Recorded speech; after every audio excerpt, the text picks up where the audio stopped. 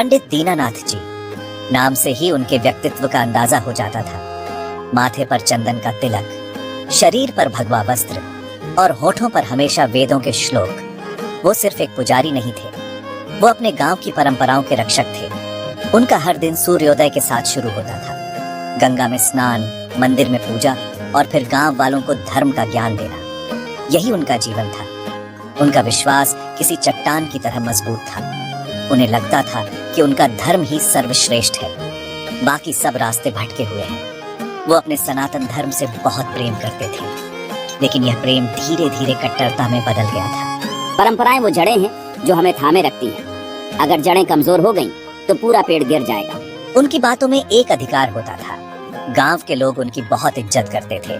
कोई भी नया काम उनकी सलाह के बिना नहीं होता था।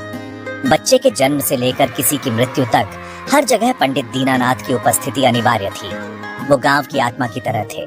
सबको सही रास्ता दिखाना, यही वो अपना सबसे बड़ा कर्तव्य मानते थे। उनका मानना था कि बाहरी विचारों से गांव को बचाना जरूरी है, लेकिन कभी कभी जो चीज हमें सबसे मजबूत बनाती है, वही हमारी सबसे बड़ी कमजोरी भी बन जाती है।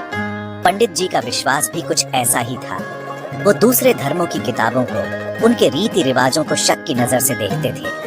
उन्हें लगता था कि ये सब उनके लोगों को गुमराह करने के तरीके हैं। वो किसी भी नई सोच को गांव में आने नहीं देना चाहते थे। उनकी दुनिया बहुत साफ थी। एक तरफ उनका धर्म था और दूसरी तरफ बाकी सब कुछ। उनके लिए कोई बीच का रास्ता नहीं था। ये कट्टरता उनके मन में इतनी गहरी बैठ गई थी कि उन्हें इसके आगे कुछ दिखाई ही नहीं देता था। यही वजह थी कि जब गांव में कुछ ईसाई मिशनरी आए तो पंडित जी बेचैन हो गए। वो अपने लोगों को बाइबल देते थे, प्रेम और सेवा की बातें करते थे, लेकिन पंडित जी को इसमें एक खतरा नजर आया।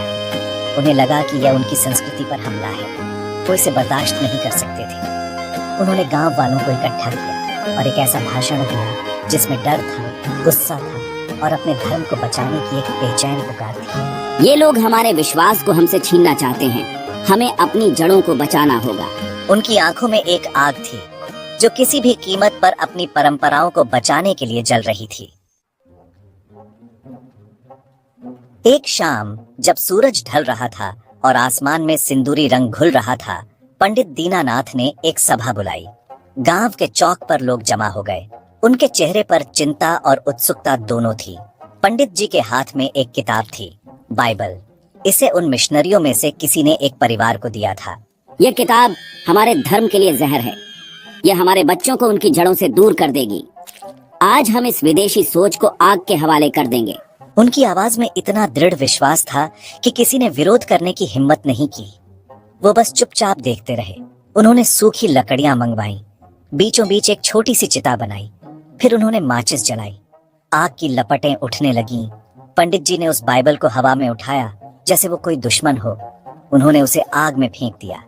कागज के पन्ने धीरे धीरे जलने लगे, अक्षर धुएं में बदलने लगे। कुछ लोग हर हर महादेव के नारे लगाने लगे। उन्हें लगा कि आज उन्होंने अपने धर्म की रक्षा कर ली है। पंडित जी के चेहरे पर एक संतोष का भाव था। उन्हें लगा कि उन्होंने एक बहुत बड़ा खतरा टाल दिया है।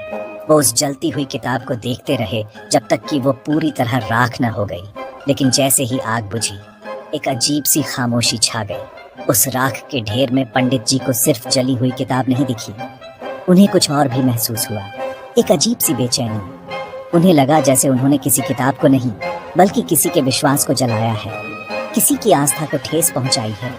गांव वाले अपने अपने घर चले गए, लेकिन पंडित जी वहीं खड़े रहे। वो उस राख को देखते रहे। हवा में अभी भी जले हुए कागज की गंध थी। वो गंध उनके अंदर तक उतर रही थी। उनका मन अशांत हो गया। वो संतोष जो कुछ देर पहले उनके चेहरे पर था, अब गायब हो चुका था। उस रात पंडित दीनानाथ सो नहीं पाए। बिस्तर पर करवटें बदलते रहे। जब भी आंखें बंद करते, उन्हें आग की वही लपटें दिखाई देती। उन्हें वो जलते हुए पन्ने दिखते, उन पन्नों पर लिखे शब्द जिन्हें उन्होंने कहा भी नहीं था, अब उन्हें पुकार रहे थे। एक सवाल उनके मन में बार बार उठ रहा था, मैंने ऐसा क्यों किया? जिस ज्ञान को मैंने देखा तक नहीं, उसे नष्ट करने का अधिकार मुझे किसने दिया? एक सवाल उनके अंदर एक तूफान की तरह उठ रहा था। बाहर रात का सन्नाटा था, लेकिन पंडित जी के भीतर एक युद्ध छिड़ चुका था। उनकी कट्टरता और उनकी अंतरात्मा के बीच एक लड़ाई शुरू हो चुकी थी। अगले कुछ दिन पंडित दीनानाथ के लिए बहुत भारी थे। वो मंदिर जाते, पूजा करते, श्लोक पढ़ते, लेकिन उनका मन कहीं और ही होता। उनका ध्यान बार बार उस जलती हुई बाइबल पर चला जाता। उन्हें अजीब अजीब सपने आने लगे। एक रात उन्होंने सपने में देखा कि वो एक रेगिस्तान में अकेले खड़े हैं। प्यास से उनका गला सूख रहा है। दूर दूर तक पानी का कोई निशान नहीं है। तभी एक परछाई उनके पास आती है। उसका चेहरा साफ नहीं दिखता। वो आदमी अपने हाथों से उन्हें पानी पिलाता है। पानी पीते ही पंडित जी की आत्मा तृप्त हो जाती है। वो पूछते हैं, तुम कौन हो? वो परछाई मुस्कुराकर कहती है, मैं वही हूँ जिसे तुमने जला दिया था। मैं वही हूँ जिसे तुमने जला दिया था। ये सपना देखकर पंडित जी की नींद टूट गई। वो पसीने से भीग चुके थे। उनका दिल जोर जोर से धड़क रहा था। ये कैसा सपना था? इसका क्या मतलब था? वो समझ नहीं पा रहे थे। उन्होंने पहले कभी ऐसा अनुभव नहीं किया था। उनकी सारी धार्मिक शिक्षा, उनका सारा ज्ञान इस सपने का अर्थ समझाने में नाकाम हो रहा था। वो बेचैन हो गए। दिन में वो लोगों से मिलते, हंसते बोलते, लेकिन अंदर से वो अकेले थे। उनकी अंतरात्मा उन्हें कचोट रही थी। वो आवाज कह रही थी, तुमने न्याय नहीं किया। तुमने बिना जाने बिना समझे एक फैसला सुना दिया। उनकी जिज्ञासा अब डर पर हावी होने लगी थी। वो जानना चाहते थे कि उस किताब में आखिर ऐसा क्या लिखा था जिसे जलाने के बाद भी उन्हें शांति नहीं मिल रही है। उसमें कौन से शब्द थे जो अब सपनों में आकर उन्हें बेचैन कर रहे थे? वो कौन था जो सपने में आकर उन्हें पानी पिला रहा था? पंडित जी ने फैसला किया कि उन्हें इन सवालों का जवाब ढूंढना ही होगा। वो अब और इस उलझन में नहीं जी सकते थे। उन्हें उस किताब को पढ़ना था, लेकिन यह आसान नहीं था। गांव में किसी को पता चलता तो क्या होता? लोग क्या कहेंगे? जिस किताब को उन्होंने सबके सामने जलाया, अब उसे ही वो छिपकर कैसे पढ़ेंगे? यह उनके लिए एक बहुत बड़ा संघर्ष था। एक तरफ उनकी इज्जत और समाज का डर था, और दूसरी तरफ उनके मन की बेचैनी और सच जानने की इच्छा। कई दिनों तक वो इसी कशमकश में रहे, लेकिन अंत में उनकी आत्मा की आवाज जीत गई। उन्होंने तय किया कि वो एक बाइबल लाएंगे और उसे पढ़ेंगे। वो जानना चाहते थे कि यीशु कौन थे और उन्होंने ऐसा क्या कहा था जो लोगों को इतना प्रभावित करता है। यह उनके जीवन का एक बहुत बड़ा मोड़ था, एक ऐसा कदम जो या तो उन्हें पूरी तरह तोड़ देता या फिर एक नए इंसान के रूप में जन्म देता। उन्होंने जोखिम उठाने का फैसला किया। मैंने बड़ी मुश्किल से शहर जाकर छिपकर एक बाइबल खरीदी थी। उसे ऐसे छिपाकर लाया जैसे कोई चोरी का सामान हो। रात में जब पूरा गांव सो जाता, तब मैं अपने कमरे का दरवाजा बंद करके उसे पढ़ता था। दिए की धीमी रोशनी में एक एक शब्द को ध्यान से पढ़ता। शुरू में सब कुछ अजीब लगा। कहानियां, नाम, जगहें, सब कुछ मेरे लिए नया था। लेकिन जैसे जैसे पढ़ता गया, मेरा नजरिया बदलने लगा। मैं किसी धर्म ग्रंथ की तरह नहीं, बल्कि एक जिज्ञासु की तरह पढ़ रहा था। यीशु के जीवन और उनके उपदेशों को समझने की कोशिश कर रहा था। यीशु के शब्द मुझे बहुत सरल और गहरे लगे। अपने पड़ोसियों से अपने समान प्रेम करो। जो तुम पर पत्थर फेंके, उसे रोटी दो।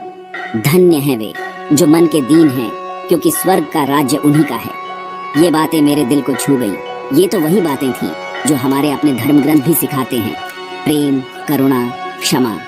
लेकिन यीशु के कहने का अंदाज अलग था।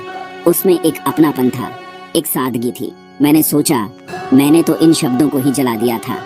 मैंने तो प्रेम और क्षमा के संदेश को ही आग लगा दी थी। मुझे अपनी गलती का एहसास होने लगा। हर रात मैं बाइबल के पन्नों में खो जाता, यीशु के चमत्कारों के बारे में पढ़ता, उनके त्याग के बारे में जानता, और सूली पर चढ़ते समय उनके कहे आखिरी शब्दों को पढ़कर मेरी आंखों में आंसू आ जाते। हे पिता, इन्हें क्षमा कर, क्योंकि ये नहीं जानते कि ये क्या कर रहे हैं। इन शब्दों ने मुझे अंदर तक हिला दिया। इतना बड़ा त्याग, इतनी बड़ी क्षमा। मैंने सोचा, मैं तो अपने धर्म के जरा से अपमान पर क्रोधित हो गया था, और यहाँ एक व्यक्ति है जो अपने हत्यारों के लिए भी ईश्वर से क्षमा मांग रहा है। मेरा अहंकार पिघलने लगा। धीरे धीरे मैं बदलने लगा। मेरा गुस्सा शांत होने लगा। मेरी कट्टरता कम होने लगी। अब मैं दूसरे धर्मों को शक की नजर से नहीं देखता था। समझ आने लगा था कि ईश्वर तक पहुंचने के रास्ते अलग अलग हो सकते हैं, लेकिन मंजिल एक ही है, प्रेम और इंसानियत। एहसास हुआ कि सच्चा धर्म किसी किताब को जलाने या बचाने में नहीं है, बल्कि उसके संदेश को अपने जीवन में उतारने में है। मैं अभी भी पंडित हूँ, अभी भी मंदिर जाता हूँ, लेकिन अब मेरी पूजा का अर्थ बदल गया है। अब मैं सिर्फ अपने लिए नहीं, बल्कि सबके लिए प्रार्थना करता हूँ। पंडित जी, आपके भीतर जो बदलाव आया है वह सच में प्रेरणादायक है। आपने दिखा दिया कि किताबें तो सिर्फ रास्ता दिखाती हैं, असली धर्म तो अपने व्यवहार और सेवा में होता है। पंडित दीनानाथ का यह बदलाव गांव वालों से छिपा नहीं रहा। लोगों ने देखा कि अब वो पहले जैसे कठोर नहीं रहे। अब वो हर किसी से, चाहे वो किसी भी जाति या धर्म का हो, प्रेम से बात करते थे। वो अब भाषण नहीं देते थे, बल्कि लोगों की सुनते थे। सच कहूँ पंडित जी, अब आप पहले जैसे नहीं लगते। अब तो आप सबकी बात सुनते हैं, सबकी मदद करते हैं। एक दिन गांव में हैजा फैल गया। लोग डर के मारे अपने घरों में बंद हो गए। कोई किसी की मदद के लिए आगे नहीं आ रहा था। तब पंडित दीनानाथ बाहर निकले। उन्होंने अपनी परवाह नहीं की। वो घर घर गए, बीमारों की सेवा की, उन्हें दवाइयाँ दी और उनका हौसला बढ़ाया। लोग हैरान थे। ये वो पंडित नहीं थे जिन्हें वो जानते थे। पंडित जी, आप क्यों अपनी जान जोखिम में डाल रहे हैं? सब लोग तो घर में छिपे हैं। बेटा, अगर हम एक दूसरे की मदद नहीं करेंगे तो हमारा धर्म किस काम का? सेवा ही सबसे बड़ा धर्म है। उन्होंने मंदिर के दरवाजे हर किसी के लिए खोल दिए। उन्होंने कहा, ये ईश्वर का घर है, यहाँ कोई छोटा बड़ा या अछूत नहीं है। उन्होंने गांव के दलितों के साथ बैठकर भोजन किया। ये एक बहुत बड़ी क्रांति थी। जिन लोगों को मंदिर में आने की इजाजत नहीं थी, आज वो पंडित जी के साथ एक ही थाली में खा रहे थे। पंडित जी, आज आप हमारे साथ बैठकर खा रहे हैं, ये तो कभी सोचा भी नहीं था। मैं धर्म भ्रष्ट नहीं कर रहा, मैं धर्म को जी रहा हूँ। मेरा धर्म अब किसी किताब में नहीं, इंसानों की सेवा में है। पंडित जी, आपने जो किया वो सच में बहुत बड़ा है। आपने हम सबको एक नई राह दिखाई है। कुछ सालों बाद उन्होंने ईसाई धर्म अपना लिया। यह फैसला उनके लिए आसान नहीं था। उनके परिवार ने, उनके समाज ने उनका बहिष्कार कर दिया। वो गांव में अकेले पड़ गए, लेकिन उन्हें इस बात का कोई दुख नहीं था। मैंने अपना धर्म नहीं बदला, मैंने बस प्रेम के रास्ते को चुना है। यीशु ने मुझे सिखाया कि सबसे बड़ा धर्म सेवा है। वो अब पादरी बन गए थे, लेकिन लोग उन्हें आज भी पंडित जी ही कहते थे, क्योंकि उनके लिए वो हमेशा गांव के मार्गदर्शक थे। उन्होंने एक छोटा सा आश्रम खोला, जहां वो अनाथ बच्चों की देखभाल करते और गरीबों का इलाज करते। असली यात्रा बाहर नहीं, भीतर होती है। जो प्रेम और क्षमा के रास्ते पर चलता है, वही सच्चा धर्मी है। मैं जब भी उस गांव से गुजरता हूँ तो पंडित दीनानाथ की कहानी जरूर सुनता हूँ। लोग बताते हैं कि कैसे एक कट्टर पंडित प्रेम और क्षमा का प्रतीक बन गया। उनकी कहानी हमें सिखाती है कि बदलाव हमेशा अंदर से आता है। कोई भी दीवार, कोई भी परंपरा, कोई भी धर्म हमें अच्छा इंसान बनने से नहीं रोक सकता। पंडित दीनानाथ ने हमें यही सिखाया। उन्होंने बाइबल जलाई थी, लेकिन उसी आग की रोशनी में उन्हें सत्य का मार्ग मिल गया। जिंदगी में कुछ भी हो सकता है।